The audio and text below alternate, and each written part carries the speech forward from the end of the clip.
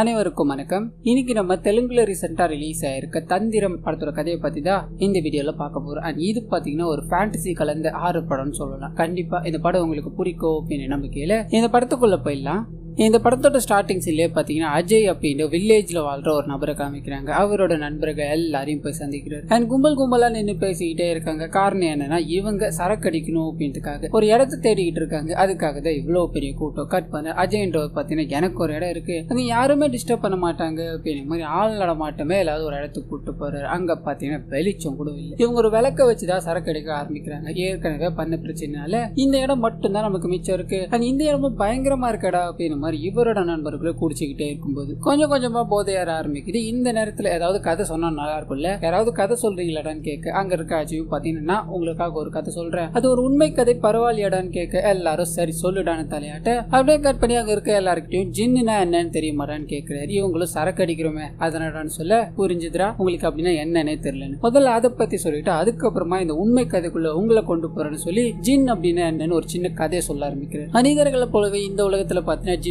படைக்கப்பட்டிருப்பாங்க. ஆனா அவங்க மனிதர்களோட கண்களுக்கு தெரியவில்லை. ஆனா மனுஷங்க கூடதான் அவங்களோட இயல்பு வாழ்க்கையை நடந்துகிட்டு இருக்கு அப்படின்ற மாதிரி இருக்கும். அண்ட் ஜின்னை பொறுத்தவரை மனுஷங்க தனி வாழ்க்கையோ இவங்க தனி வாழ்க்கையோ அப்படின்ற மாதிரி தான் இருக்கும். இதுல ஏதாவது குளறுபடி பண்ண ஆரம்பிச்சிட்டாங்க அப்படின்னா அந்த ஜின்னோட வாழ்க்கை முழுவதுமே பாத்தீங்கன்னா நரகத்துல அனுபவிக்கணும் அப்படின்ற மாதிரி தான் போயிடும். இதை தாண்டி நிறைய ஜின்கள் இந்த மாதிரி பண்ணி நரகத்தோட பிடியிலேயே மாட்டிக்கிட்டு இருக்கும். ஜின் உங்களை ஆட்கொள்ளணும் அப்படின்னா அதுக்கு நீங்க தனிமையில இருந்தாலே போதும். மனிதர்கள் தனிமையில இருந்தாங்க அப்படின்னா அவங்களை கம்யூனிகேட் பண்ண இந்த ஜின் ஏதாவது ஒரு வகையில ட்ரை பண்ணிக்கிட்டே இருக்கும். அப்படியே அவங்க கம்யூனிகேட் ஆயிட்டாங்க அப்படின்னா ஜின் கூட அவங்க மொத்தமா கனெக்ட் ஆயிடுவாங்கன்னு அர்த்தம். அது ஆனாவே அவங்களோட வாழ்க்கையே முடிஞ்சது அப்படின்னு மாதிரி இந்த பிளாஷ்பேக் சொல்லி முடிச்சுட்டு மெயின் கதைக்குள்ள கொண்டு போறாரு. சிவகாசியில பட்டாசு தொழிற்சாலை வச்சுட்டு இருக்க ஒரு நபரை காமிக்கிறாங்க. இவரோட பையனான பாலச்சந்திரன் அப்படின்றத பாத்தீங்கன்னா தன்னோட அம்மா எழுதி வச்சுட்டு போன ஒரு நோட் எடுத்து வந்து அப்பா கிட்ட கொடுக்குறோம். அதை படிச்சு பார்க்கும்போது அம்மா வீட்டை விட்டு போயிட்டாங்க அப்படின்னு மாதிரி இருக்கும். இதை படிச்சு பார்த்ததால அங்க இருக்க எல்லாருமே சோகமாயிட்டாங்க. இந்த பாலச்சந்திரன் பாத்தீங்கன்னா அம்மா நம்மளை விட்டு ஓடி போயிட்டாங்க, இதனால அம்மா கெட்டவங்க, அம்மா மாதிரியே இருக்க எல்லா பொண்ணுங்களும் கெட்டவங்க அப்படின்னு மாதிரி வளர ஆரம்பிக்கிறார். அதே சமயத்துல இவங்களோட அப்பாவும் மனைவி விட்டுட்டு போனதால ஊருக்கு ஒதுக்குப்புறமா இருக்க ஒரு இடத்துல வீட்டை கட்டி அங்கேயே பாத்தீங்கன்னா ஒரு பெண்ணோட தகாத ஊரில் வாழ்ந்துட்டு வந்துட்டு இருக்காரு அப்படின்னு மாதிரி இருக்கும். கட் பண்ணி பல வருடங்கள் கழிச்சு இந்த பாலச்சந்திரன் பாத்தீங்கன்னா பெரிய பையனானதுக்கு அப்புறம் காமிக்கிறாங்க. பொண்ணுங்க அப்படின்னாவே இவருக்கு சுத்தமா பிடிக்காது இல்லையா. அங்க வேலை செய்யற ஒரு பொண்ணு பாத்தீங்கன்னா எனக்கு கல்யாணம் அப்படின்றதுக்காக ஆசையா ஸ்வீட் கொடுக்கலான்னு வர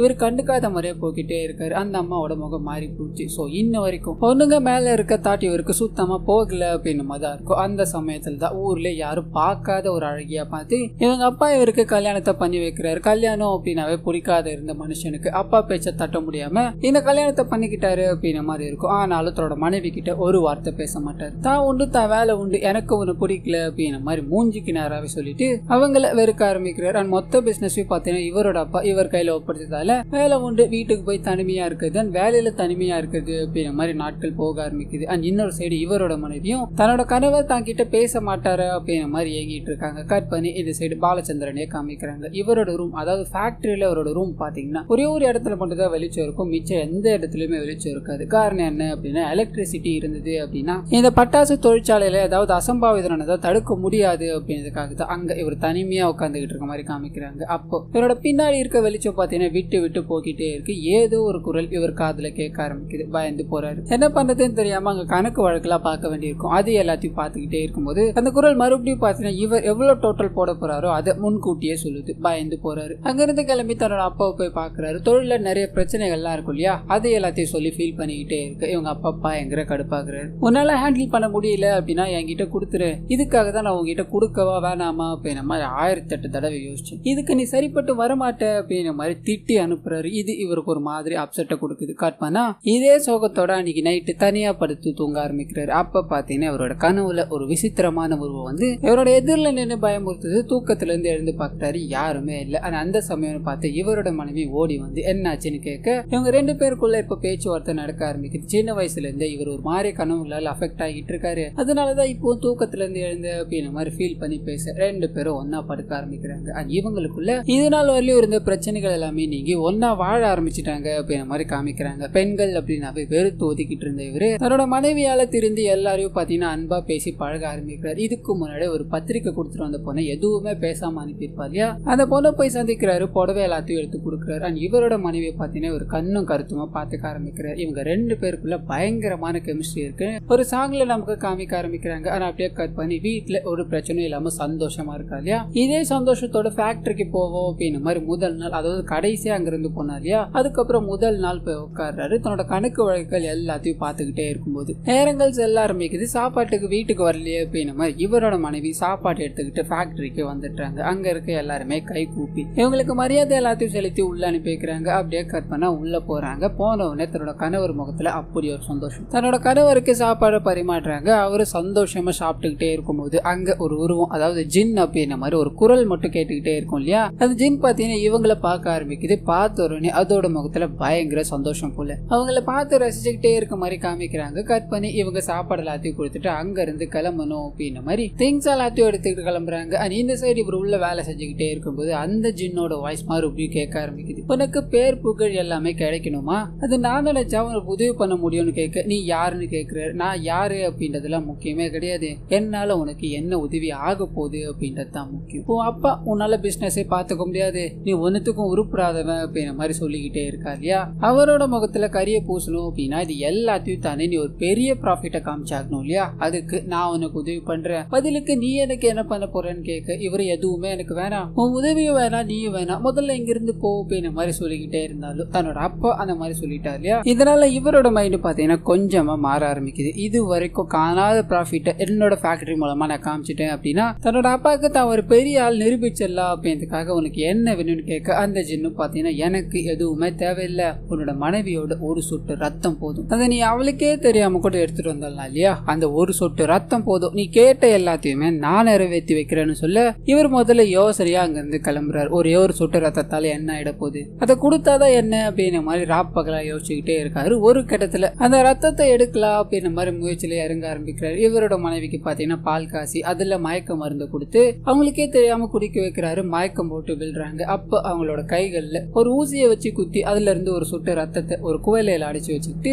அதை எடுத்துக்கிட்டு தன்னோட ஆபீஸ் ரூம் இருக்கு இல்லையா அங்க போறாரு. ஒரு சொட்டு ரத்தத்தை டேபிள் மேல வைக்க அந்த ஜின் பாத்தீங்கன்னா நீ கண்ணை மூடிக்கோ, அந்த ரத்தத்தை நான் எடுத்துக்கிறேன்னு சொல்ல இவர் டைட்டா கண்ணை முடிக்கிறாரு. அப்போ அந்த ஜின் வேகமா வந்து அந்த ரத்தத்தோட சுவையை எடுத்துட்டு போயிடுது. நீ கொடுத்த ஒரு சொட்டு ரத்தத்தால நான் திருப்தி அடைஞ்சிட்டேன், இப்ப நான் சொன்னது எல்லாத்தையும் நிறைவேற்ற போறேன் அப்படின்ற மாதிரி இவர் பண்ற விஷயங்கள் எல்லாத்துலயுமே இவருக்கு ப்ராஃபிட்டா தான் கிடைக்கும் அப்படின்ற மாதிரி ஒரு வார்த்தை கொடுத்து அது கூடவே நான் இங்க இருந்து போறேன், நீ எப்ப என்ன திரும்பி கூப்பிடுறியோ அப்பதான் நான் வருவேன்னு சொல்லி அங்க இருந்து அந்த ஆவி போற மாதிரி காமிக்கிறாங்க. கட் பண்ணா இவரோட தொழில் வளர்ச்சி பாத்தீங்கன்னா பயங்கரமா இருக்கு. வீட்டுல ஏதாவது ஒரு விசேஷம், காது குத்து, கல்யாணம், சாவு அப்படின்னு எல்லா விசேஷங்கள்லயும் இவரோட ஃபேக்டரியில தான் பட்டாசு போக ஆரம்பிக்குது. நாளுக்கு நாள் அசுர வளர்ச்சி அடைஞ்சுக்கிட்டே போக இன்னொரு ஃபேக்டரியை பாத்தீங்கன்னா பில் பண்ண ஆரம்பிக்கிறாரு. கொஞ்சம் பணத்தை எல்லாத்தையும் ரெடி பண்ணி அந்த ஃபேக்டரியை பெருசா கட்டிக்கிட்டே இருக்காரு. அண்ட் இவரோட அப்பா கிட்டயும் பாத்தீங்கன்னா ஒரு நல்ல பிசினஸ் மேன் அப்படின்ற பேரை சம்பாதிக்கிறாரு. வீட்லயும் பாத்தீங்கன்னா நல்ல கணவர் அப்படின்ற மாதிரி தான் இவர் சந்தோஷமான வாழ்க்கையை வாழ்ந்துகிட்டு இருக்காரு அப்படின்ற மாதிரி காமிக்கிறாங்க. கட் பண்ணி ரெண்டாவது ஒரு ஃபேக்டரி கிரியேட் பண்றாரு இல்லையா, அந்த ஃபேக்டரியில பெரிய அளவுக்கு லாபம் கிடைக்கணும், தான் ஒரு பெரிய ஆள் ஆகணும் அப்படின்ற ஆசை தோண ஆரம்பிக்குது. ஆசை யாரை விட்டு வச்சது. இதனால திரும்பி போயிருந்த அந்த ஜின்னை பாத்தீங்கன்னா அதே ரூமுக்கு போய் திருப்பி கூப்பிட ஆரம்பிக்கிறாரு. அதே மாதிரி அந்த ஜின் வருது. நான் சொன்ன மாதிரி நீ கூப்பிட்டதால தான் நான் வந்திருக்கேன், உனக்கு என்ன வேணும்னு கேளுன்னு சொல்ல இவரும் இந்த மாதிரி ஒரு பெரிய ஆளா நான் மாறணும், நான் இன்னொரு ஃபேக்டரி திறக்க போறேன், அதுக்கும் நீ இதே மாதிரி பண்ணணும், ஒரு சொட்டு ரத்தம் தானே திருப்பி நான் தரவான்னு கேட்க அந்த ஜின் பாத்தீங்கன்னா இப்ப வைக்கிற நிபந்தனை வேற. அந்த ஒரு சொட்டு ரத்தத்தால இப்ப எனக்கு எந்த பயனுமே இல்ல, இப்போ எனக்கு தேவையானது எல்லாமே உன்னோட மனைவி தான் சொல்ல இவருக்கு பயங்கர ஷாக்கா இருக்கு. இதெல்லாம் என்னால கொடுக்கவே முடியாது, இங்க இருந்து நீ முதல்ல போ, நான் தானே உன்னை கூப்பிட்டேன், இனிமேல் எனக்கு தேவையில்லை அப்படின்ற மாதிரி கத்தி கத்தி பேசிக்கிட்டே இருக்காரு. அந்த ஜின் பாத்தீங்கன்னா கூப்பிடுறது மட்டும்தான், நீ போறது போகாதது என்னோட விருப்பம் தான், நான் கேட்டதை நீ கொடுக்கல அப்படின்னா உங்ககிட்ட இருக்க விஷயங்கள் எல்லாமே பறிக்கப்படும் சொல்ல இவர் இருந்தாலும் தன்னோட மனைவியை கொடுக்க தயாராகவே இல்லை. ஏன்னா இவரோட மனைவியை இவருக்கு ரொம்ப பிடிக்கும். இதனால என்ன ஆனாலும் பரவாயில்ல அங்க இருந்து கிளம்ப அப்படியே கற்பது இவரோட தொழில பார்த்தீங்கன்னா சின்ன சின்ன தடங்கள் ஏற்பட ஆரம்பிக்குது. முதல் தடங்கள் பாத்தீங்கன்னா கொஞ்ச நாளைக்கு வெடிபொருட்கள் எல்லாத்தையுமே பாத்தீங்கன்னா கவர்மெண்ட் தடை பண்ணிடுறாங்க. இத பத்தி ஆபீஸ்ல போய் கேட்கும்போது இது தற்காலிகமா தான் போட்டிருக்காங்க, கொஞ்ச நாள்ல இந்த தடையை எடுத்துருவாங்கன்னு சொல்ல இதை நம்பி பாத்தீங்கன்னா ஒரு நிறைய ப்ராடக்ட்டை தயாரிக்க ஆரம்பிக்கிறார். அது எல்லாத்தையுமே சேஃப்டி பண்ணணும் அப்படின்றதுக்காக தன்னோட புது ஃபேக்டரியில எடுத்துட்டு போய் வைக்கிறாரு. அந்த சமயம்னு பார்த்து பலத்த மழை பெஞ்சதால அங்க எல்லாமே தனி புகுந்து இவர் ரெடி பண்ணி வச்சிருந்த எல்லா பொருட்களுமே பாத்தீங்கன்னா நாசமாயிடுது. ஒரு பெரிய லாஸ் சந்திக்கிறாரு. இதனால இவருக்கு என்ன பண்ணதுன்னே தெரியல. அந்த ஜின்னாலதான் இவ்வளவு பிரச்சனை, அதுகிட்ட பேசி எப்படியாவது கன்வின்ஸ் பண்ணி பார்ப்போம் அப்படின்னு மாதிரி நிறைய முறை பேச ட்ரை பண்ணிக்கிட்டே இருக்கு. ஆனா எந்த பயனுமே இல்லாம போயிடுது. அந்த ஜின்னுக்கு தேவையானது எல்லாமே இவரோட மனைவி, அது இருந்தா எல்லாத்தையுமே நான் கொடுக்குறேன்னு சொல்ல இவர் என்ன பண்ணுறது ஏது பண்ணுறதுன்னு தெரியாம மண்டையை பிச்சுட்டு உட்காந்துட்டு இருக்காரு. அந்த சமயம்னு பார்த்துதான் உன்னோட மனைவி காலிஷ் அப்படின்னு ஒருத்தனை காதலிச்சுக்கிட்டு இருக்கா, அண்ட் இதை எல்லாத்தையுமே மறைச்சு உன்னை ஏமாத்திக்கிட்டு இருக்கா அப்படின்ற மாதிரி ட்விஸ்ட் அடிச்சு விட இவருக்கு பயங்கர யோசனையா இருக்கு. இதை பத்தி தன்னோட மனைவி கிட்ட போய் கேட்க அவங்களும் நம்ம கல்யாணத்துக்கு முன்னாடி நான் காதலிச்சுக்கிட்டு இருந்தேன், இப்போ அந்த மாதிரி எந்த பழக்கமும் இல்லைன்னு சொல்ல இவர் இதே விஷயத்த ஜின் கிட்ட போய் சொல்றாரு. என்னோட மனைவி எந்த தப்பு பண்ணலன்னு சொல்ல உனக்கு ஒரு உண்மையை காட்டியாக வேண்டிய நேரம் அது, அதை நீ பார்த்துதான் ஆகணும்னு சொல்ல அப்படியே கட் பண்ணி வேற ஒரு இடத்துல இவர் இருக்கிற மாதிரி காமிக்கிறாங்க. இவரோட மனைவி கூட வேற ஒரு நபர் படுக்கைய பகிர்ந்துக்கிற மாதிரி காமிக்கிறாங்க. பயங்கர ஷாக்கோட வேதனையோட தன்னோட அப்பாவை போய் சந்திக்கிறார். நடந்த இந்த எல்லா விஷயங்களை பத்தி சொல்ல இப்ப என்ன பண்றதுன்னு எனக்கு தெரியலப்பா. அந்த ஜின் தன்னோட மனைவியை கேக்குது, அண்ட் என்னோட மனைவி இந்த மாதிரி ஒரு காரியங்களை பண்ணிக்கிட்டு இருக்கான்னு சொல்ல இவரோட அப்பா பாத்தீங்கன்னா எதுவுமே யோசிக்கல. இப்படி ஒரு நிலைமை வந்தது அப்படின்னா நான் என்னோட மனைவியை நான் கொடுத்துருவேன்னு சொல்ல இவர் யோசிக்கிறாரு. வெளி உலகத்துல யாராவது கேட்டா என்னப்பா சொல்லுதுன்னு கேட்க ஓடி போயிட்டான்னு சொல்லுடான்றாரு. அப்பதான் ஒரு சின்ன டிஷ்டு இருக்கு காத்துக்கிட்டு இருக்கு. இவரோட அப்பாவும் சின்ன வயசுல ஓடி போயிட்டாங்க அப்படின்னு மாதிரி தான் இருக்கும் இல்லையா, அதை பத்தி கேட்க ஆரம்பிக்கிறார். இவரோட அப்பாவும் நான் என்ன பண்ணேன் அப்படின்றதுலாம் முக்கியம் இல்ல, நம்ம தான் பல பெண்களை வச்சுக்கிட்டு இருக்கணும் அப்படின்னு மாதிரி இருக்கும், நம்மளோட மனைவி யாருமே வச்சிருக்க கூடாது, இந்த மாதிரி ஒரு நிலைமை இருந்தது அப்படின்னா அவளை கொடுக்கறத தவிர வேற வழியே இல்லடா, இதை நீ பண்ணு அப்படின்னு மாதிரி இவருக்கு பயங்கரமான யோசனைகள் எல்லாத்தையும் கொடுத்தனப்ப இவர் ஒரு மாதிரி கன்வின்ஸ் ஆயிட்டார். ஏமாத்திர மனைவியா அந்த ஜின்னுக்கு கொடுக்கறதுல என்ன தப்பு இருக்கு அப்படின்னு மாதிரி தன்னோட மனைவி கிட்ட போய் நாளைக்கு காலையில 4 மணிக்கு எழுந்துக்கிறியா, நம்ம கல்யாணத்தன்னைக்கு நான் இருந்த மண்ணிலையுமே வேற, அப்போ இது எல்லாமே தவறுதெல்லாம் நடந்துச்சு அப்படின்னு மாதிரி தான் இருந்தேன், இப்ப நம்ம எல்லாத்தையுமே சரி பண்ணிக்கலாமா, காலையில நல்ல முகூர்த்தம் இருக்கான், அந்த முகூர்த்தத்திலே நீ நானும் ஃபேக்டரியிலேயே கல்யாணம் பண்ணிக்கலாமா,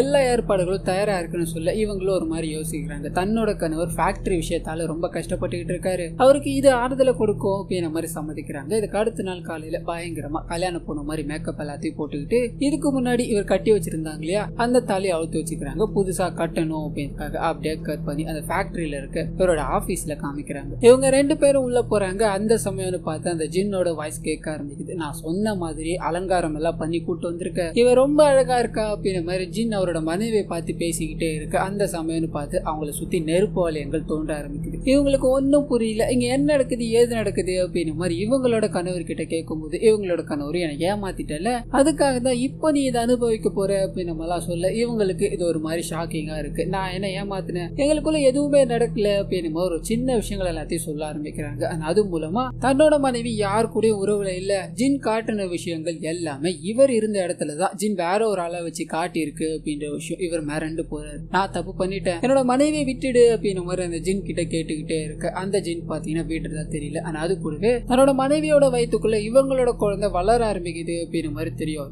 பயங்கரமா கதறாரு, 2 உயிரை எடுத்துக்க போறேன், தயவு செஞ்சு அவங்களை விட்டுடு அப்படின்னு மாதிரி கேஞ்சிக்கிட்டே இருக்கு. ஜின் பாத்தீங்கன்னா இவர் சொல்ற எந்த விஷயங்களையும் காது கொடுத்து கேட்கறதா தெரியல. சுத்தி ஒரு நெருப்பு வளையத்தோட ஒரு பெரிய நெருப்பு ஏற்பட ஆரம்பிக்குது. அதுல பாத்தீங்கன்னா ஜின்னோட உருவம் தெரிய ஆரம்பிக்குது. இங்க இருக்க இந்த லேடி அப்படியே கொண்டு போய் முழுங்க கட் பண்ணி அந்த இடத்த ஃபுல்லா காமிக்கிறாங்க. ஒரு தடயமும் இல்லாம இவரோட மனைவியும் அந்த ஜின்னும் பாத்தீங்கன்னா அங்கிருந்து காணாம போயிட்டாங்க. இவருக்கு என்ன பண்ணுதுன்னு தெரியல, நம்ம ஒரு பெரிய தப்பு பண்ணிட்டோமே அப்படின்ற மாதிரி கதறி அழுகுறாரு. முதல் வேலையா தன்னோட அப்பாவை போய் பாக்குறாரு. நீங்க மட்டும் அந்த எண்ணத்தை எனக்குள்ள விதைக்கல அப்படின்னா இது எதுவுமே நடந்திருக்காது இல்ல அப்படின்ற மாதிரி படுத்த படுக்கையா இருக்க இவரோட அப்பாவை தலைக்காணி வச்சு அந்த இடத்துல கொலை பண்ணிட்டு அதை அப்படியே கட் பண்ணி இவரோட மனைவி இல்லாத இடத்துல நாம வாழக்கூடாது அப்படின்ற மாதிரி முடிவு பண்ணி அந்த ஆபீஸ் இருக்கு இல்லையா அங்கேயே தூக்கு மாட்டி இறந்து போற மாதிரி காமிக்கிறாங்க. அப்படியே கட் பண்ணி பிரசன்ட்டுக்கு வருது. இந்த கதைகள் எல்லாத்தையும் கேட்டுக்கிட்டே இருந்தவங்க பாத்தீங்கன்னா ஒரு மாதிரி ஸ்டன் ஆகி போய் நிக்கிறாங்க. உங்க ஊர்ல 1000 கதை சொல்லுவாங்க, அது எல்லாத்தையும் உண்மை நம்பிக்கிட்டு எங்களை பயமுறுத்திக்கிட்டு இருக்காதுடா, சரக்கு தீர்ந்து போற மாதிரி இருக்கு, மறுபடியும் இப்ப வாங்கிட்டு வரியான்னு சொல்ல அப்ப பாத்தீங்கன்னா சில டாக் போக ஆரம்பிக்குது. இதுக்கு நடுவுல அந்த ஃபேக்டரி